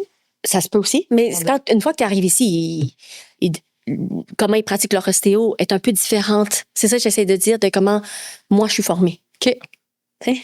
Donc, il faut vraiment valider selon nos besoins. Selon nos besoins, quel type d'ostéo. Ostéo, puis... Oui. Puis OK. tu vas... en fait, tu magasines. Ouais. Il faut magasiner. Ouais. Puis si ça nous convient, après la première rencontre, on... Et si toi, tu sens pas que ça clique, C'est ça. c'est peut-être pas le bon ostéo. Tu as le droit de changer. C'est ça. Ouais. Dans notre système de santé, on n'a pas le droit de changer de médecin parce qu'on n'a pas le choix. Si t'es chanceux, t'es un médecin. Alors, tu restes avec même si t'es pas satisfait. Dans toutes les autres professions de médecine on peut prendre un alternative. deuxième avis, là, quand même. Ouais. Ouais. Oui, c'est plus difficile. Oui, Mais c'est ça. Ouais. Mais dans la médecine alternative, c'est difficile de trouver quelqu'un qui clique avec nous. Alors, mais on a le choix, puis il faut se donner la permission de le faire, en fait. Ouais. C'est pas dire, j'ai fait de l'ostéo, ça fonctionne pas, j'aime pas. Oui, faut pas avoir peur de blesser l'autre personne pour dire, oh mon Dieu, ça Oui, c'est ça. de la peine. Il y a pas de parce que tu consultes un ostéo, là, t'as pas un contrat à vie avec cet ostéo, là. C'est ça. Si ça clique pas, c'est bon de savoir. oui. Si ça clique pas, là, t'as le droit d'essayer un autre ostéo puis de dire, ouais, c'est peut-être l'approche c'est pas mon besoin. Puis c'est pas nécessairement la profession non plus. C'est pas la profession, puis ça veut pas nécessairement dire que la personne n'est pas bonne. Exactement. C'est ça. Ça veut juste dire que c'est pas ton besoin. Voilà. Ça clique pas, c'est tout. Oui, c'est ça. Puis c'est de pas s'empêcher d'avoir une deuxième opinion, un deuxième soin avec quelqu'un d'autre qui est dans la même profession. Tu sais, c'est tout. Moi, je dirais ça. OK. Puis, alors, si on revient... Oui, y a-t-il d'autres choses que tu... je sais pas. que Je pense que c'est pas mal clair. Post-chirurgie, Oui. on travaille les cicatrices beaucoup. Ah, ça aussi, je l'avais mentionné dans l'épisode avec Marie-Ève Gaudreau, justement, dans Nomenclature du Québec, parce qu'ils m'ont fait la laparoscopie. Oui. Puis moi, là, les opérations ou la coupure, tu sais, le sang, j'aime pas ça. Là. Oui. Fait que là, comme j'y touchais pas pantoute dans tout. Puis c'est une amie, plus tard, qui s'est fait opérer le pied. Là. Puis là, son médecin, il dit, non, faut que tu masses ta cicatrice. Puis là, je fais comme, fait que là, j'ai comment... Puis là, effectivement, là, ils ont plus disparu. Puis, parce que, tu sais, c'est pas juste esthétique. Des fois aussi, tu sais, c'est la douleur. Mais parce que quand on pense à une cicatrice, c'est comme un tronc d'arbre qu'on a coupé. Mais on oublie qu'il y a une racine qui pousse, hein. Alors, quand tu travailles la cicatrice, c'est pas juste que c'est esthétique, là. C'est pas la surface, là. Non, c'est ça, là. C'est qu'il faut travailler la racine, parce que la racine, quand c'est dans le ventre, mais ça va s'attacher aux organes. Ça va s'attacher à l'utérus. Ça va s'attacher à la vessie. Ça va s'attacher aux intestins. Ouais. Une laparoscopie, c'est quoi? C'est qu'ils font 2 petits trous. Ils poussent de l'air dedans. Mais on n'est pas supposé d'avoir d'air dans le ventre. Ah non, je pense que c'est l'affaire là, qui m'a plus fait mal. Par Ils après. poussent de l'air dedans, mais ça décolle nos membranes, nos fascias. Nous, on appelle ça le péritoine en ostéo. Mais après, là, quand l'air dégonfle, là, mais ça colle. Si tu n'as pas appris qu'il fallait que tu décolles ça puis que tu bouges ça, ben, il y a une stagnation. C'est minime, minime, minime. Ah non, je sais pas. Mais si toi, tu n'es pas active, tu n'es pas active ou tu sais pas qu'il faut que ça bouge, puis que tu bouges pas parce que tu as eu peur, tu as eu mal. Puis quand on a mal, on bouge moins. Ben non, mais moi, Mais ça saigne. j'étais convaincue qu'il fallait pas que j'y touche, puis que, tu sais, qu'il vaut mieux pas. Mais mais là, maintenant, C'est de l'éducation. faut qu'on le dise, Oui, parce il que faut bouger. Il faut peut-être pas bouger la première semaine, 2 semaines. Non, je parle Mais- de 3 semaines après, là, C'est ça. quand ça commence à... Il faut que la fonction revienne. Oui. Et tout bouge, les organes bougent, on le dit là. Ouais. Il faut que tout reste libre pour que le corps puisse s'adapter dans son meilleur. Alors, si tu as une laparoscopie, tu as gonflé, puis là, tes couches glissent pas, ben, qu'est-ce qui se passe entre les deux? Ouais. Ben, ça colle, puis ça stagne, puis ça fait plus mal. Puis là, à ce moment-là, on va devoir... C'est après qu'on va devoir ou on va devoir avant la chirurgie aussi? Ben, ça dépend parce que les clients qui vont le faire, Ouais. moi, je recommande de les voir avant. OK. Je libère tout. OK. Qu'est-ce que je peux? OK, ouais. Je libère les organes, les structures pour que ça glisse au moins le max qui peut glisser, OK. selon la palpation. Ouais. Je montre au client comment entretenir ça. Ah, s'auto-palper? Oui, s'auto-palper, s'auto-masser. Ah, cool. À ce moment-là, si par exemple, on dit qu'à chaque chirurgie, on perd 20 à 30 de la fonction parce qu'il y a une chirurgie, les glissements, la paro, ça OK. va coller, tu perds à peu près 20-30 Si, par exemple, Excuse-moi, j'ai pas compris. Tu parles Attends, 30% de quoi? parce que normalement, quand tout va bien, tu es à 100 disons. 10 De mes organes, tu veux dire? Ouais. De ma fonction vitale de mes organes, Ouais. en général? Ouais. OK, c'est ça. Ça veut dire que si dans ton optimal, on dit par hypothèse que tu es à 100 Oui. puis à ce moment-là, quand ça devient médical, Ouais. souvent on est en dessous de 60 OK. pour ça que ça devient médical. OK. Tu sais? Je comprends. À ce moment-là, quand les clients viennent me voir, ben moi, je vais libérer qu'est-ce que je peux pour les mettre à 70 de leur fonction, pour diminuer la douleur, mais aussi les mettre, bumper un peu. Ouais. Qu'est-ce qui n'est pas affecté? Parce que tu vas te faire affecter un peu par C'est ça. la Parce que si tes ovaires sont coincés, puis ben c'est sûr que ton côlon est coincé, c'est sûr que tes intestins, c'est sûr que toutes les autres structures sont un peu coincées. Alors, les choses ne sont pas à être coincées, là. OK. Moi, je peux les libérer. Ouais. Pour que quand ils viennent faire le médical, ils font juste gérer le médical, Ouais. par exemple. Alors, je sais pas c'est quoi l'apport que je fais, mais je sais que c'est libre quand j'évalue. Ça veut dire que toi, tu es à 60 tu viens en pré-op, les clients viennent me voir, je vais les bumper à 70-80 ils ont moins mal. Combien de temps avant? Parce que c'est pas la veille, parce qu'il faut pas Non. être trop fatigué, là. Non. Alors, à ce moment-là, Une semaine? une semaine, 2 semaines. OK. 2 semaines à 10 jours. Là. OK. Les soins d'ostéo, ils restent 2 semaines dans le corps. OK. À ce moment-là, je leur recommande souvent, je vais les insérer dans mon horaire de la semaine qui précède, 3 à 5 jours avant, par exemple. On va libérer quand ce qu'on peut libérer pour donner la meilleure chance possible qu'il n'y ait pas de complications. C'est surtout ça. Ouais. Puis après, ils ont leur opération. Eux, moi, je libère, je dis, il faut que tu t'assures que ça reste libre parce que ça, c'est pas ton problème que tu fais opérer avec. Alors, à ce moment-là, ils font ça. Ils savent quoi faire. Ils se maintiennent. Ça veut dire que moi, je les amène à 70. Mais quand tu fais opérer, par exemple, tu perds 20 tu descends à 50. OK. Mais toi, si tu étais déjà à 60 ou à 50 tu perds, là, tu descends à 30 là, % de fonction. De remonter à 70, là, c'est loin en titi. Mm-hmm. C'est ça que ça fait en prévention. C'est que quand on est médical, nos fonctions, naturellement, si on parle en termes de pourcentage de bien-être, pour que tu aies une chirurgie, tu es déjà en bas de 60 % de bien-être. OK. Alors, tu vas en ostéo en prévention, préopératoire pour amener ton état de bien-être, l'aisance dans ton corps, la vitalité, un petit peu de tes organes à 70 %. On est très bon, on amène ça à 75 %. Puis, tu sais, ça reste... Puis à ce moment-là, mais c'est sûr que si c'est pas opéré, tu vas chuter parce que le médical est plus important que le soin. Ouais. Tu sais? À ce moment-là, mais on le fait juste avant pour optimiser l'environnement opératoire. Tu te fais opérer, tu perds 20 à 30 % de bien-être les 3 premières semaines. C'est normal. Oui, mais c'est normal. Ça veut dire que si tu commences à 75 ou 70, tu descends à 40, c'est pas si pire. OK. Mais si toi, tu étais à 60, tu perds 20 à 30 tu descends à 30, là. Fait que, bref, C'est très difficile de remonter à 70. Ça va nous aider en prévention. Puis par après, ben là, combien de temps qu'on attend? Mettons, c'est la laparoscopie, là. Ben, c'est normalement, il faut que ça guérisse. Fait que 3 semaines, 4 semaines, quand on met après ton suivi médical. OK. Alors, souvent, les clients vont précéduler un suivi après leur suivi médical. Une fois qu'ils ont le clear, le suivi médical, le OK que tout va bien, à ce moment-là, ils sont suivis tout de suite. Une cicatrice est à son apogée 4 mois après l'opération. Donc, ça veut dire que c'est... Ça veut dire que la cicatrice continue à se guérir, continue d'envoyer des fibres de collagène, continue de faire sa job. Puis à 4 mois, c'est là que la cicatrice est plus adhérente. OK. Puis là, il faut masser, là. Alors, c'est pour ça qu'il faut l'avoir avant le 4 mois. OK. Parce qu'une cicatrice, c'est comme t'empiles du matériel. Ah! Donc, non, ce que tu veux dire, c'est que c'est les 4 premiers mois, ben, il faut que le corps... à 3, là, le corps doit être... Si on guide déjà, c'est comme tu t'empiles l'asphalte, là, des mottes d'asphalte. Mais si tu commences à rouler déjà, à partir de 1 mois et demi, 1 mois et demi, mais le corps va continuer de rajouter les fibres de collagène pour que ça continue de guérir. Puis, ça va déjà étaler. La paroscopie, c'est pas si pire parce que c'est 2 petits trous. Ouais. C'est quand tu as des grosses cicatrices de césarienne, des grosses cicatrices abdominales, que le 4 mois est pertinent parce que à 4 mois, mais ça dure jusqu'à 18 mois, là. Une cicatrice mature à 18 mois. Okay. Alors, c'est ça qu'on sait pas non plus, là. Ouais, c'est pour ça qu'il faut, à la surface, à travailler, mais continuer nos massages en douceur pour juste guider le corps dans son auto-guérison.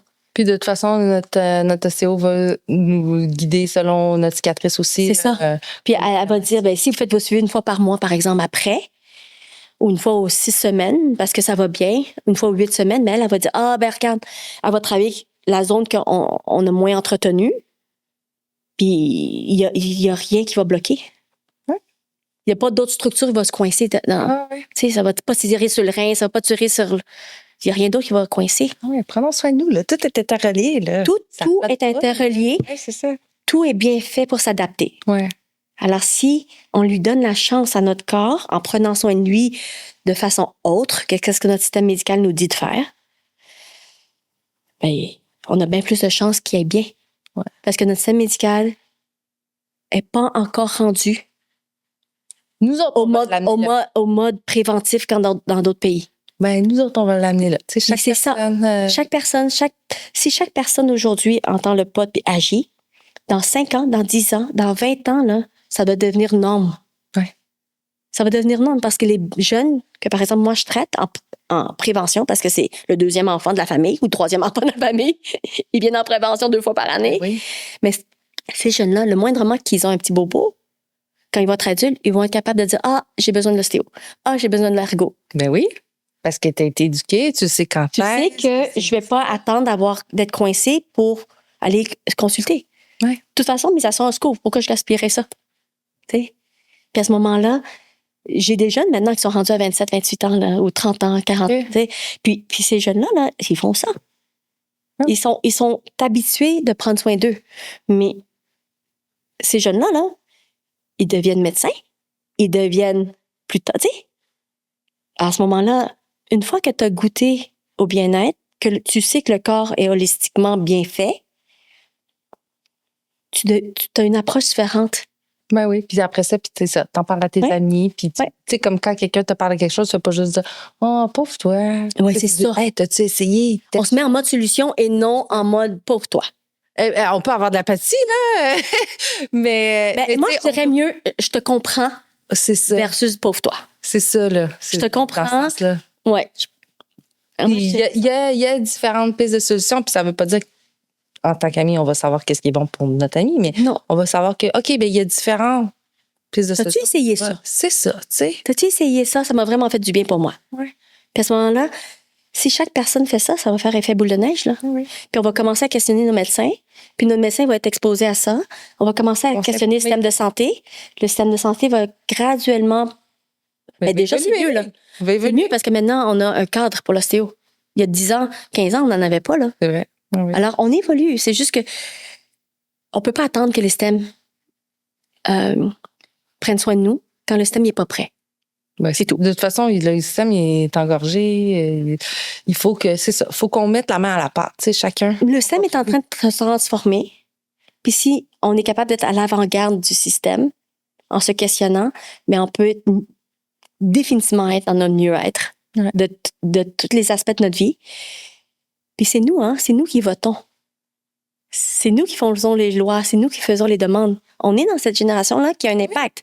Alors notre voix est importante. Oui, le gouvernement. Il y en a beaucoup qui disent c'est le gouvernement. Mais non, Non, c'est pas vrai. le gouvernement, c'est juste des représentants Ben de oui. nous qui avons. Mais c'est grâce à ça qu'on a réussi à avoir l'hormonothérapie bioidentique pour les femmes maintenant, là. Ben oui. C'est parce qu'on a demandé, on a exigé, on a poussé le système. Ouais. Mais ça l'avance. Il faut juste pas attendre après le système. C'est ça que je dis. Ben c'est ça. Ouais. Parce que ça l'avance, là. Ça fait pas longtemps là, qu'on a l'hormonothérapie bioidentique pour les femmes, là. Ben, Ça fait 20 ans que ça existe pour les hommes, mais nous, les femmes, c'est ça. moins de 5 ans. Mais c'est correct, c'est accessible. Ben c'est correct. On prend action. Puis. C'est ça. On prend action, puis on fait bouger notre système de santé, on fait bouger notre système politique. Ouais. Puis je suis convaincue que ça va se rendre, mais peut-être dans 20 ans. J'espère avant. Ben oui. J'espère avant. Puis, merci, Mao. Ça me fait plaisir. Là, à la fin de chaque épisode, tu sais, je t'avais dit, je demande toujours à l'invité comment elle a vécu ses premières menstruations. Et toi, tu m'as dit que tu t'en souvenais. Ben oui, c'était tellement clair. Oh, tu m'as raconté? C'était quasi traumatique. Ben, vas-y. Parce qu'il y a Ouais, aujourd'hui, là, ça. Moi, je jouais au tennis. J'étais très sportive. Je jouais au tennis niveau compétitif. Puis l'été, je prenais l'autobus, j'allais au parc où j'avais mes choses. En petite jupe de tennis blanche. Ouais. OK. Mes premières règles, c'était sur le terrain de tennis. OK. Puis, étant vietnamienne, ma mère était pas prête à me dire promène, aie tes pads, aie tes affaires, prépare-toi. C'était arrivé à 12 ans. Mais toi, tu savais pas que les menstruations existaient? Je savais que ça existait, mais je savais pas que Ça allait t'arriver à toi, je là. savais même pas que ça allait arriver. OK. T'apprends à l'école OK. que des filles ont des règles. Ouais, OK. Mais t'apprends ça, c'est beaucoup plus tard, là, tu sais. C'est Dans ta tête, là, tu penses que c'est plus tard? Moi, je comprenais pas comment ça que ils vont dans les écoles, puis là, ils vont dans les écoles secondaires, je pense que c'est secondaire 2, puis là, j'étais, mais attends une minute, là, il y a plein d'études qui disent qu'on est Là, ils commencent en cinquième. Mais c'est ça. Fait qu'il faut... Ouais. Ben moi, j'avais pas l'éducation. Ben non, mais c'est ça, là. Je suis pas sûre, j'avais l'éducation en cinquième. J'avais 12 ans. J'étais au parc de tennis. Fait que là, oui, c'est ça. J'étais à un terrain de tennis, au parc. J'avais 1 heure d'autobus. J'ai mis beaucoup de rouleaux de papier de toilette. Fait que là, mais là, sur le terrain de tennis, c'est comment ça s'est rendu compte? C'est toi? C'était pas grave? Ben, Ou il y a quelqu'un qui te l'a dit? Probablement, j'avais déjà des crampes, j'avais mal au ventre, j'avais tous les OK. symptômes, là. OK. Mais tu sais pas que c'est ça. Ah! T'as pas fait le lien, jamais? Ben non, t'as pas fait le lien, c'est la première fois. OK. Puis après, l'épreuve, mais tu sens que c'est mouillé. Oui, OK. Fait que c'était ton propre inconfort. Tu t'en es rendu compte. C'est mouillé, tu vas puis après, tu t'essuies. Ben ça l'avait déjà coulé, moi. Ouais, OK. Ça a coulé, puis après, je pense que j'avais du spotting, mais ça a coulé assez vite la première fois. Oui, il y en a plein, là. Puis après, ben beaucoup de papier toilette. Ouais. Beaucoup de papier toilette. Puis après, je suis rentrée chez nous. C'est là que ma mère dit « Ah oui, c'est ça, ma fille, tu deviens OK. une femme. » Mais au moins, tu sais, elle Ouais. parle avec toi. Mais ça, c'était pas si pire. Moi, c'était plus vers 16, 17 ans, 18 ans là, que je m'évanouissais. Ah, mais là, parce que dans le fond, c'est ton corps, il avait commencé à plus bien digérer. Mais moi, j'ai toujours. Le lait? Non, moi, j'ai jamais. Probablement, je suis vietnamienne. J'ai pas les gènes pour digérer le lait, là. Fait que. Mais Mais ça a commencé les douleurs plus vers. moi, j'ai toujours eu des douleurs. OK, dès des 12 ans. crampes. là. Dès 12 ans. Dès 12 ans, j'ai eu des douleurs. Ok. Mes crampes étaient atroces. J'avais des bouillottes. Je prenais des médicaments, tu sais. Mais vers 16, quand ça se stabilisait, là, c'est devenu trouble. Là, je m'évanouissais. Est-ce que s'évanouir? Puis probablement, j'étais anémique aussi, là, Oui. avec des problèmes de règles. Ouais. Puis, à ce moment-là, c'est là que mes règles ont commencé à être traumatiques. Parce que ma mère m'expliquait que c'était normal d'avoir des maux, d'avoir mal, d'avoir des crampes. Mais ta mère c'est n'avait pas normal. mal comme ça, là. Je sais pas. Mais ma mère, elle me disait que c'était normal, mais c'est tellement pas normal, là. Ben, parce que pour elle, c'était sa normalité, étant donné que C'est ça ça. lui arrivait à Probablement. tous les cycles. Probablement. Elle disait que c'est normal quand t'es jeune, que ça se place, ton corps est pas habitué. Mais avec les connaissances que j'ai maintenant, là, c'est tellement pas normal que les règles font mal. C'est pas normal, c'est des signes déjà de congestion. Mes filles n'ont pas de crampes de règles. Puis quand ils en ont, Là, t'as toutes les... puis quand ils en ont, donc. quand ils en ont, là, ils savent exactement pourquoi ils en ont. OK. Mes filles, parce qu'ils sont traitées, tu sais, je les ai éduquées dans le système Ils savent pourquoi, dans le sens que parce que, mettons, ils ont moins bien mangé ce mois-ci? C'est ça. Ou, OK, l'alimentation. Parce que, par exemple, nous, on est sans gluten, sans produits laitiers à 80 Parce que notre taux inflammatoire, on le garde en dessous. OK. Alors, par exemple, c'est l'été, ils sortent beaucoup plus. Mes filles sont plus âgées, là, sont 20 et 25. Okay. Alors, à ce moment-là, ils sortent beaucoup plus, ils vont plus au resto, il y a moins de contrôle, ils sont plus... Alors, si elles mangent, par exemple, ma plus vieille, là, des pâtes avec une sauce crémeuse, juste avant ses règles, c'est clair que ces règles-là vont être très douloureuses. OK. Parce qu'il y a de l'inflammation, puis ça prend 2, 3 semaines, 1 mois pour que ça s'élimine. Alors, ce mois-là, à cause que son système digestif est tendu, c'est assez pour que son système de douleur soit déclenché. C'est fou, là. Ouais. Parce que, tu sais, après, tu sais, là, on dit, OK, ouais, mais quand t'as le goût d'en manger des pâtes, carbonara, t'as le goût d'en manger. Mais après ça, quand tu sais que, OK, ouais, mais si je mange ça, là, ça va me faire. Ben, c'est ça qui, quand tu découvres la cause, ben, t'as moins le goût de retourner à cette cause-là, même si. C'est ça, mais une fois que tu le comprends. C'est ça. C'est pour ça que mes filles le font, puis ils savent pourquoi. Ouais. Parce que s'ils choisissent de manger. Ben oui, des pâtes carbonara. Oui, par exemple. Parce que pour quelque raison que ce soit, puis qu'ils en mangent 3 fois cette semaine-là, ben ils sont pas surprises quand ils ont des douleurs. Alors, ils vont faire qu'est-ce qu'ils ont besoin. Ils vont pas te dire. Non, ils vont dire. Ils demandent d'être traités. Ils vont prendre les médicaments nécessaires. Okay. Ils vont prendre des Tylenol ou whatever qui soulagent. Ils vont s'assurer de détoxifier. Alors, ils vont s'assurer d'éliminer. Boire beaucoup d'eau. S'assurer d'aller à la selle parce qu'elles, quand elles en mangent, ils constipent. Okay. Quand ils constipent, ben ça vient bloquer le côlon, l'utérus, puis tout ça. Okay. Alors, ils vont s'assurer de pas être constipés. Ils vont s'assurer de bien s'activer. Ils vont faire un peu plus d'exercice pour activer le système circulatoire de leur corps, pour qu'ils éliminent l'inflammation dans leur corps, les hormones de stress en lien avec l'alimentation. Ils vont s'assurer, c'est ça, boire, faire tout ce qui est nécessaire pour repartir le système plus vite. Ouais. Puis gérer leur douleur. Puis après, ils chignent pendant 24 heures, 48 heures. Puis ça passe. Mais c'est pour l'importance d'être éduqués. Tu sais, que sont chasseuses, ils ont une mère qui enseigne. Ils savent qu'est-ce qu'ils ont besoin pour leur faire du bien. Ouais. Ils savent Puis si je fais le choix parce que j'ai voyagé, puis je suis en France puis en Allemagne, puis le pain il est tellement bon, mais quand elle a son retour de voyage, c'est sûr qu'elle a eu les 2 premiers cycles de règles. Ben, ma fille, elle a eu des réactions de mots. Okay. Mais pour elle, c'est pas surprenant. C'est ça. Parce qu'au moins, elle sait que. Donc, elle élimine aussi les autres. Oui, puis elle sait qu'elle a une surcharge de système. Elle a voyagé pendant tant de mois. Elle est déréglée dans son système. Alors, elle se donne le temps que le système reparte. Puis elle fait qu'est-ce qui est nécessaire pour qu'il reparte sans se culpabiliser.